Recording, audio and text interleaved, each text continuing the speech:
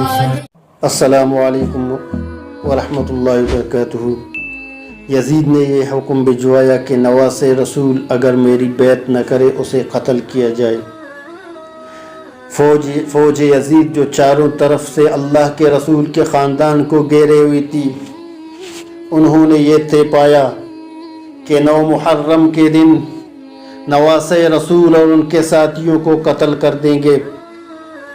امام حسین رضی اللہ تعالی عنہ نے عباس بن علی کو بھیجا، عباس جاؤ یزید کے فوج کے پاس، ان سے کہو نبی کے بیٹی کا بیٹا کہتا ہے ہمیں ایک رات اللہ کی عبادت کرنے کے لیے دی جائے۔ حضرت عباس بن علی امام حسین کا پیغام فوج یزید کے پاس پہنچاتے ہیں، وہ ہنسنے لگتے ہیں اور یہ فیصلہ کیا گیا اب جنگ 9 محرم کو نہیں 10 محرم کو ہوگی۔ امام حسین رضی اللہ تعالی عنہ شب عاشورہ کو تمام ساتھیوں کو جمع کرتے ہیں اور یہ کہتے ہیں کہ یہ فوج جو تم دیکھ رہے ہو میرے خون کے پیاسے ہیں، کل مجھے قتل کیا جائے گا اور میری بہنوں اور بیٹیوں کو بے پردہ کر کے بازاروں میں پیرا جائے گا۔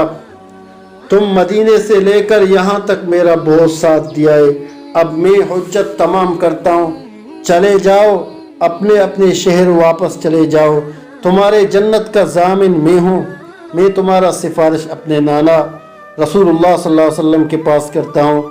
لوگ ادھر ادھر دیکھتے ہیں اور کہتے ہیں مولا یہ کیا فرمانے لگے، آپ کو چھوڑ کر جائیں؟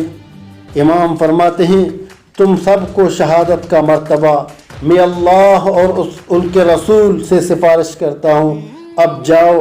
امام حسین نے سب کے چہرے کو دیکھا اور فرمانے لگے شاید تم لوگوں کو آنکھوں کے شرم نے مارا ہے، آواز دینے لگے عباس چراغ بجھا دو، بس عباس چراغ بجھا دیتا ہے۔ چراغ کا بجھنا تھا، امام حسین رضی اللہ تعالی عنہ سر کو جھکا کر بیٹھ گئے۔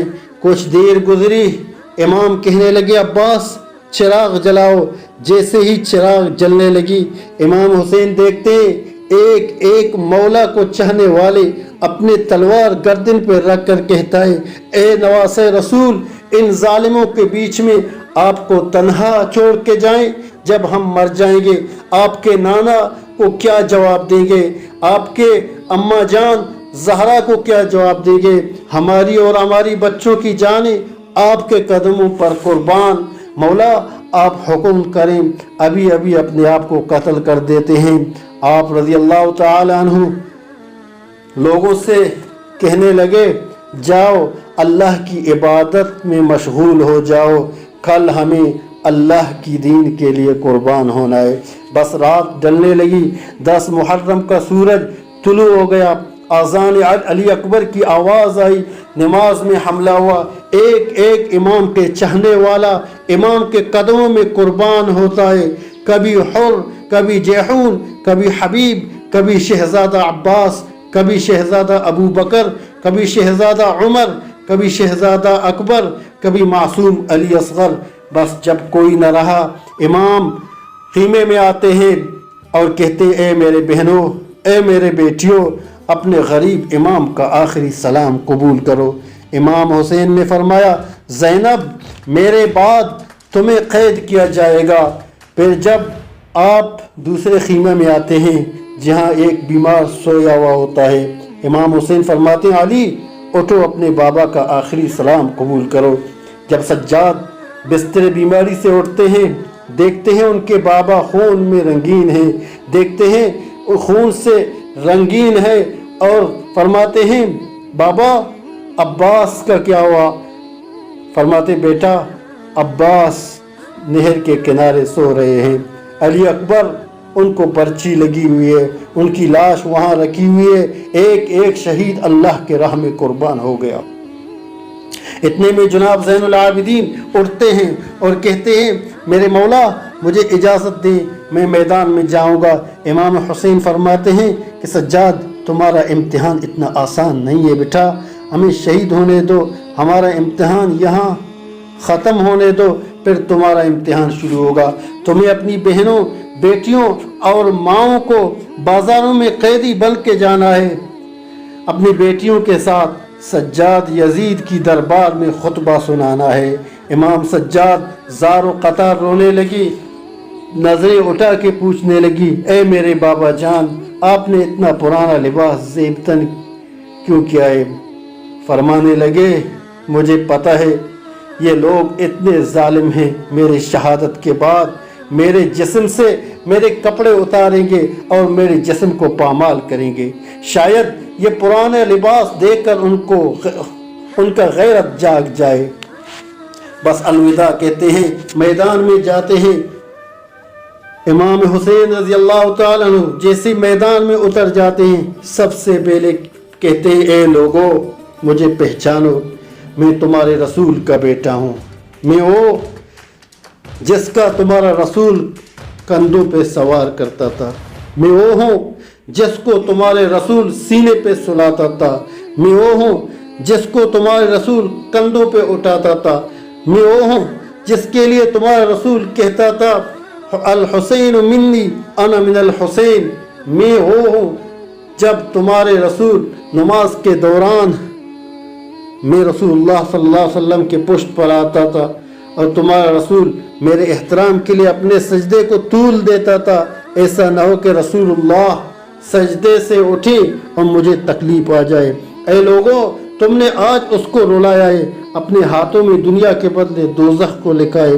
بتاؤ میرا کیا گناہ ہے؟ بتاؤ کیا میں نے کسی انسان کا قتل کیا ہے؟ بتاؤ کیا میں نے کسی کا حق غصب کیا ہے؟ بتاؤ کیا میں نے نمازیں قضا کر دی ہیں؟ بتاؤ میں نے کیا جرم کیا ہے؟ لوگ کہنے لگتے ہیں، تمہیں اس لیے نہیں مار رہے ہیں تم نے کوئی قصور کیا ہے، بلکہ اس لیے مار رہے کہ تم علی کے بیٹے ہو۔ امام حسین فرماتے ہیں، اے لوگوں، او علی جو اسلام کا محافظ تھا، آج اس علی کو یہ صلہ دے رہے ہو، اس کے اولاد کو اس بیابان میں قتل کر رہے ہو۔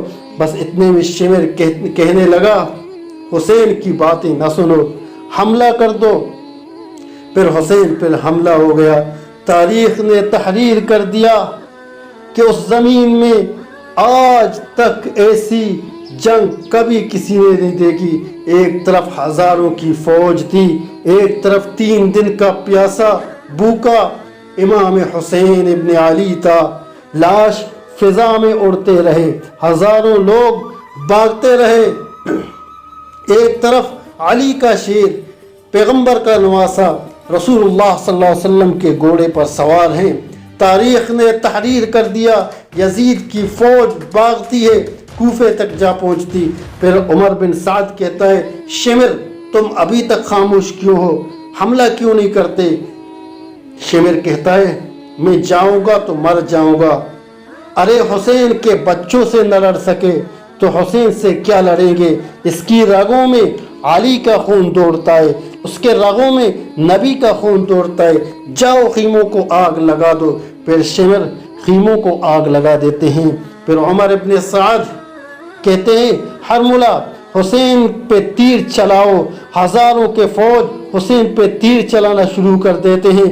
وہاں خیام کو آگ لگنا شروع ہو گئی۔ امام حسین کبھی فوج کی طرف جاتے ہیں، کبھی خیام کی طرف جاتے ہیں۔ اتنے میں عمر بن سعد کہتا ہے، جس کے پاس جو چیز ہے وہ پھینک کے مارے۔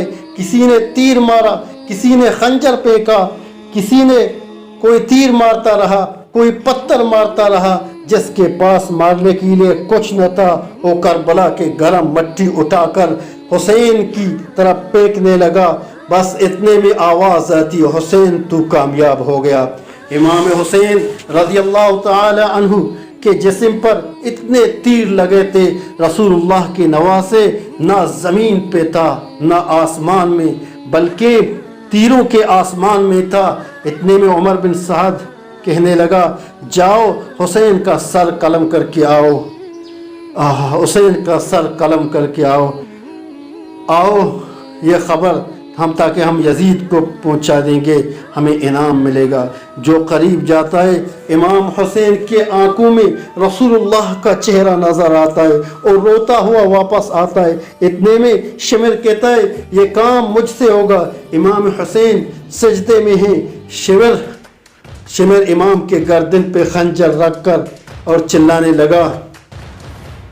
امام حسین کچھ پڑھ رہا تھا، دل میں سوچنے لگا شمر شاید حسین پچھتا رہا ہے، دل میں کہتا ہے کہ میں سن لوں تاکہ حسین کیا کہتا ہے، پھر جا کر یزید کو بتاؤں گا۔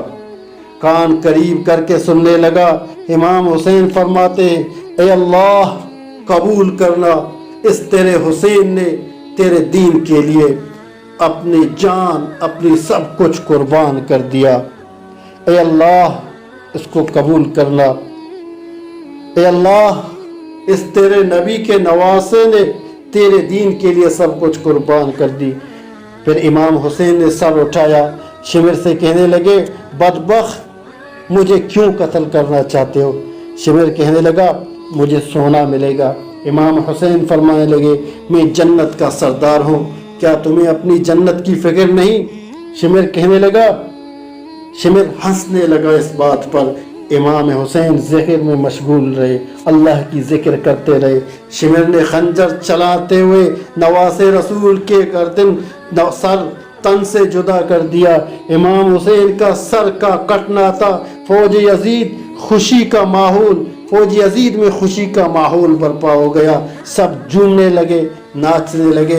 عمر بن سعد نے کہا لوٹو اہل بیت کے خیموں کو لوٹ لو۔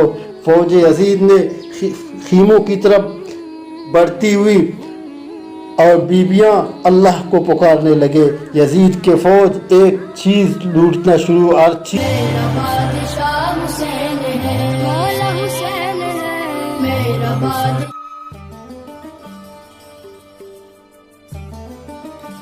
ہو گئی، خیمے جل گئے۔ اتنے میں عمر بن سعد کہتا ہے سب کے سر جسم سے کاٹ دو، میرے پاس لے آؤ اور لاشوں پہ گھوڑے دوڑاؤ تاکہ دنیا کو معلوم ہو جائے جو یزید کے سامنے آئے گا اس کی بیٹیاں اور بہنوں کو بے پردہ کر دیا جائے گا، اس کی لاشوں کو ایسا کر دے گا، اس کی لاشوں کو ایسا کر دے کوئی اسے پہچان نہ سکے،